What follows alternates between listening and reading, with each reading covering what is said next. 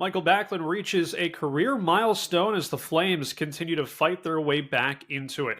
Hey everyone, welcome into Burning Questions. Rob Wong joined alongside by Postmedia Calgary Flames writer Wes Gilbertson.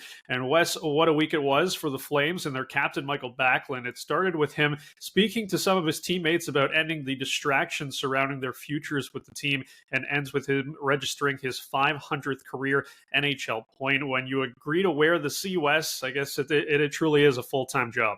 Yeah, absolutely. It was Elliot Friedman who kind of tipped us off, as he so often does when he reported on Saturday night, that Mickael Backlund had had some meetings with teammates, whether that was one-on-one or sort of in a larger group, about ending the noise that has surrounded this team with Nikita Zadorov's trade request, et cetera.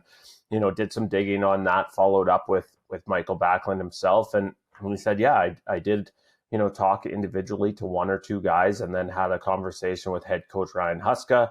He addressed it to the larger group. And, if we're going to have success here, and I'm paraphrasing obviously, but Mickael Backlund said, if we're going to have success here, we got to stop the noise. We have to really get refocused, and the on ice results look good. This team's in a 5-1-2 run, during which they've had some of those distractions. And kudos to Mickael Backlund. Last night, he assists on Rasmus Andersson's game-winning goal in Seattle.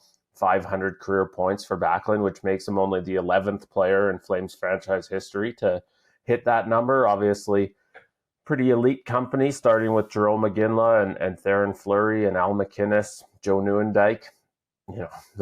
Around Calgary, if you're being mentioned in the same breath, especially in terms of point production as some of those guys, then you're doing something right. So a neat milestone for Mickael Backlund. He's not a guy that you ever think about as sort of an offensive standout. His calling card has been that responsible defensive game, but now in his, I believe, 14th full season with the Calgary Flames, he just has been kind of a steady contributor, and now has 500 points to show for it.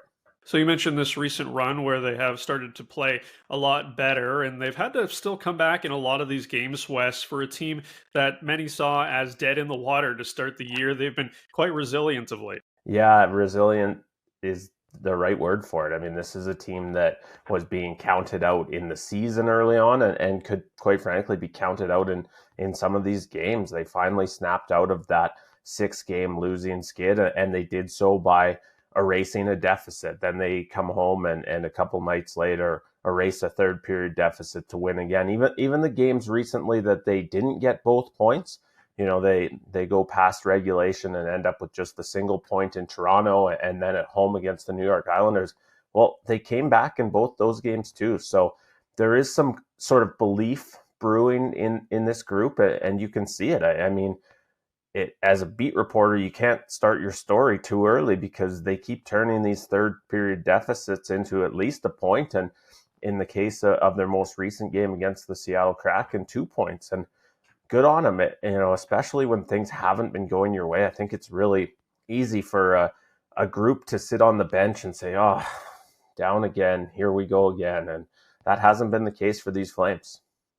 So the trade rumors still continue to surround this team, regardless of how they're doing on the ice, it seems. But do you think this recent run of success changes how Craig Conroy goes about these trade rumors with the UFAs that he has?